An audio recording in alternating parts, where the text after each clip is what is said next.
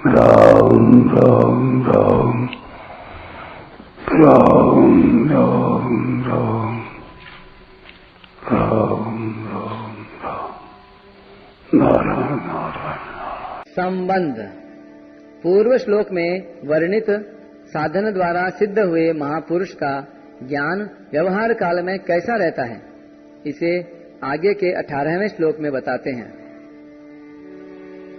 वेद्या विनय संपन्ने ब्राह्मणे गरिहस्तिनि शोनि चैव स्वपाके च पंडिताः समदर्शिनः।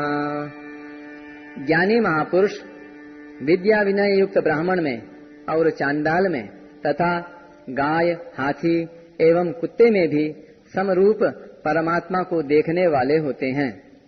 व्याख्या। विद्या विनय संपन्ने ब्राह्मणे गविहस्तिनि शुनि चैव स्वपाके च पंडिताः समदर्शिनः। यहाँ ब्राह्मण के लिए दो विशेषण दिए गए हैं, विद्या युक्त और विनय युक्त, अर्थात ऐसा ब्राह्मण जो विद्वान भी है और विनम्र स्वभाव वाला, ब्राह्मण पने के अभिमान से रहित भी है। ब्राह्मण होने से वह जाति से तो ऊंचा है ही, साथ ही साथ विद्या और विनय से भी संपन्न है। यह ब्राह्मणत्व की पूर्णता है। जहाँ पूर्णता होती है वहाँ अभिमान नहीं रहता। अभिमान वहीं रहता है जहाँ पूर्णता नहीं होती। ब्राह्मण और चांडाल में तथा गाय, हाथी एवं कुत्ते में व्यवहार की विषमता अनिवार्य है। इनमें समान बर्ताव शास्त्र भी नहीं कहता, उचित भी नहीं और कर सकते भी नहीं। जैसे पूजन विद्या विनय युक्त ब्राह्मण का ही हो सकता है, न कि चांडाल का। दूध गाय का ही पिया जाता है, न कि कुतिया का। सवारी हाथी की ही हो सकती है, न कि कुत्ते की। इन पांचों प्राणियों का उदाहरण देकर भगवान यह कह रहे हैं कि इनमें व्यवहार की समता संभव न होने पर भी तत्वतः सब में एक ही परमात्म तत्व परिपूर्ण है। महापुरुषों की दृष्टि उस परमात्म तत्व पर ही सदा सर्वदा रहती है, इसलिए उनकी दृष्टि कभी विषम नहीं होती। यहाँ एक शंका हो सकती है कि दृष्टि विषम हुए बिना व्यवहार में भिन्नता कैसे होगी। इसका समाधान यह है कि अपने शरीर के सब अंगों में, यानी मस्तक, पैर, हाथ, गुदा आदि में हमारी दृष्टि अर्थात अपनेपन और हित की भावना समान रहती है। फिर भी हम उनके व्यवहार में भेद रखते हैं। जैसे किसी को पैर लग जाए तो क्षमा याचना करते हैं, पर किसी को हाथ लग जाए तो क्षमा याचना नहीं करते। प्रणाम मस्तक और हाथों से करते हैं, पैरों से नहीं। गुदा से हाथ लगने पर हाथ धोते हैं, हाथ से हाथ लगने पर नहीं। इतना ही नहीं, एक हाथ की अंगुलियों में भी व्यवहार में भेद रहता है। किसी को तर्जनी अंगुली दिखाने और अंगूठा दिखाने का भेद तो सब जानते ही हैं। इस प्रकार शरीर के भिन्न भिन्न अंगों के व्यवहार में तो भेद होता है, पर आत्मीयता में भेद नहीं होता। इसलिए शरीर के किसी भी पीड़ित अंग की उपेक्षा नहीं होती। व्यवहार में भेद होने पर भी पीड़ा मिटाने में हम समानता का व्यवहार करते हैं। शरीर के सभी अंगों के सुख दुख में हमारा एक ही भाव रहता है। इसी प्रकार प्राणियों में खान पान, गुण, आचरण, जाति आदि का भेद होने से उनके साथ ज्ञानी महापुरुषों के व्यवहार में भी भेद होता है और होना भी चाहिए।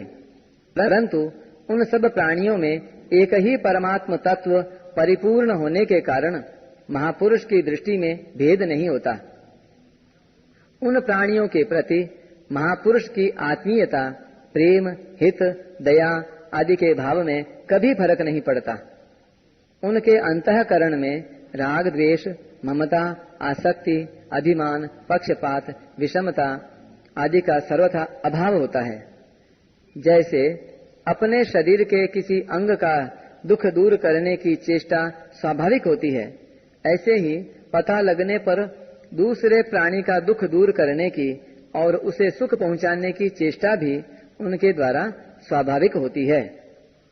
यही कारण है कि भगवान ने यहाँ महापुरुषों को समदर्शी कहा है, न कि समवर्ती।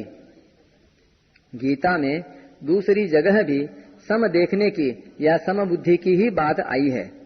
जैसे समबुद्धिर विशिष्यते, 6 का 9वां श्लोक, सर्वत्र समदर्शनः 6 का 29वां, आत्मौपम्येन सर्वत्र समं पश्यति 6 का 32वां, सर्वत्र समबुद्धयः 12वें का 4था, समं सर्वेषु भूतेषु तिष्ठन्तं परमेश्वरं विनश्यत्स्व विनश्यन्तं यह पश्यति स पश्यति 13वें का 27वां, और समं पश्यन् ही सर्वत्र 13वें का 28वां। श्री शंकराचार्य जी महाराज कहते हैं, भावाद्वैतम सदा कुर्यात् क्रियाद्वैतम न कुत्रचित। भाव में ही सदा अद्वैत होना चाहिए, क्रिया में व्यवहार में कहीं नहीं। समता संबंधी विशेष बात। आजकल समता पर विशेष चर्चा चल रही है। सबके साथ समता का बर्ताव करो, ऐसा प्रचार किया जा रहा है, परंतु वास्तव में समता किसे कहते हैं और वह कब आती है, इसे समझने की बड़ी आवश्यकता है। समता कोई खेल तमाशा नहीं है, प्रत्युत परमात्मा का साक्षात स्वरूप है। जिनका मन समता में स्थित हो जाता है, वे यहाँ जीते जी ही संसार पर विजय प्राप्त कर लेते हैं और परब्रह्म परमात्मा का अनुभव कर लेते हैं। यह समता तब आती है जब दूसरों का दुख अपना दुख और दूसरों का सुख अपना सुख हो जाता है। गीता में भगवान कहते हैं कि हे अर्जुन, जो पुरुष अपने शरीर की तरह सब जगह सम देखता है और सुख अथवा दुख को भी सब जगह सम देखता है, वह योगी परम श्रेष्ठ माना गया है।